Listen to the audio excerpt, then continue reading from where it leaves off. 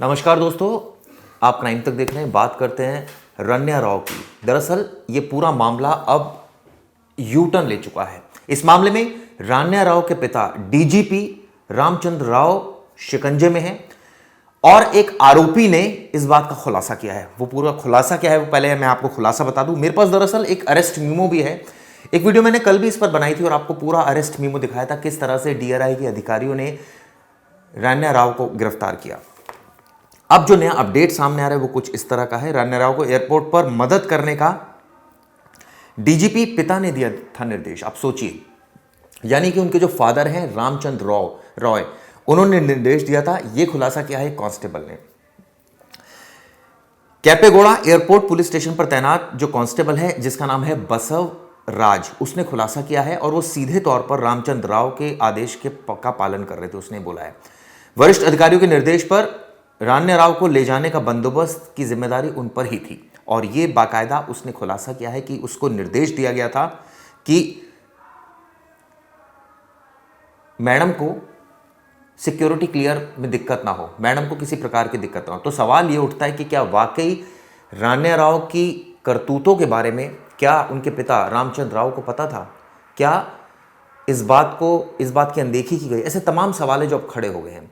मैं आपको बता दूं, जो मेरे पास अरेस्ट मीमो है उसके मुताबिक 3 तारीख को यानी 3 मार्च को 6:30 बजे शाम को पकड़ा गया था रन्या राव को बेंगलुरु इंटरनेशनल एयरपोर्ट पर। एमिरेट्स की फ्लाइट थी EK566। इस फ्लाइट में वो सवार थी। जब वो उतरी यानी कि ग्रीन सिग्नल पर पहुंची, वहां क्रॉस कर रही, तो उनको एक तरह से रोक दिया गया और ये कहा गया कि आप चेक कराइए, ऐसा लगता है कि आपके पास कुछ गोल्ड है।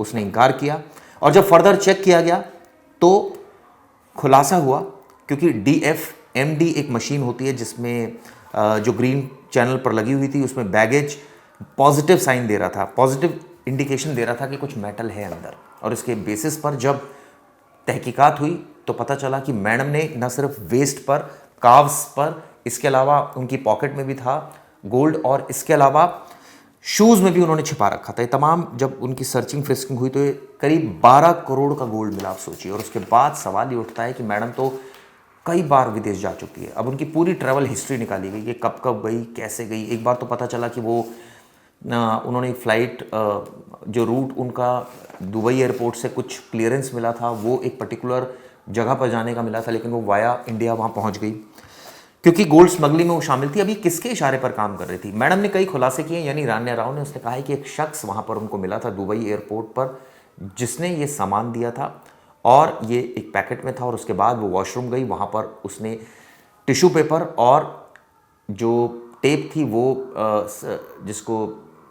वो बाकायदा टेप को बांधा काफ्स पर, इसके अलावा वेस्ट पर बांधा ताकि ये लगे कि चोट लगी हुई। और उसके बाद वो क्रेप बैंडेज, जिसको मैं भूल गया था उसका नाम, क्रेप बैंडेज थी, क्रेप बैंडेज और टिश्यू पेपर के अंदर वो सोना छिपाया और इस तरह से सिक्योरिटी क्लियर करती गई। और ये खुलासा तब और अहम हो जाता है जब खुद इस मामले का एक आरोपी है जिसका नाम है बसव राज, उसने ये बाकायदा खुलासा कर दिया, जो कि कांस्टेबल था, कि ये सब कुछ वो सीधे रामचंद्र राव के आदेश का पालन कर रहे थे। यानी कि उनको कहा गया था, रामचंद्र राव जो उनके पिता हैं डीजीपी की तरफ से, कि मैडम को सिक्योरिटी क्लियरेंस में कोई दिक्कत नहीं। तो क्या डीजीपी साहब को पता था कि मैडम गोल्ड की इतनी बड़ी तस्करी कर रही है? इसके बाद जब डीआरआई के अधिकारी उनके घर पहुंचे, जब पूरी सर्चिंग फ्रिस्किंग हुई, गोल्ड मिल गया, हड़कंप मच गया।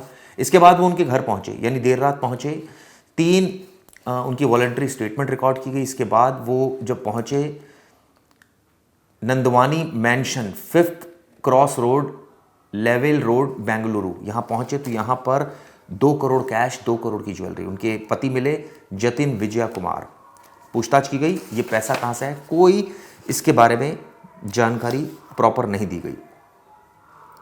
तो कई ऐसे सवाल हैं अब जो खड़े हो गए। और ये पूरा जो अरेस्ट मेमो मेरे पास मौजूद है जिसमें एक एक चीज़ लिखी हुई है कि किस तरह से क्रेप बैंडेज, टिश्यू पेपर के अंदर छिपा रखा था गोल्ड और उसको बॉडी पर बांध रखा था। दरअसल मैडम का पूरा नाम रन्या राव के अलावा आगे वो लिखती हैं हर्षा वर्धनी रन्या, ये पूरा नाम उनका है। और ये बताते हैं कि एक बार इनकी जो ट्रैवल हिस्ट्री मिली है, जो दुबई कस्टम से पता चला है कि ये जिनेवा तक जाने की इनको परमिशन थी, वहाँ से ये गोल्ड लेकर पहुँची और इन्होंने अपनी फ़्लाइट को डाइवर्ट दूसरी फ़्लाइट ली और इंडिया पहुँची। ये ट्रैवल हिस्ट्री इनकी बताती है।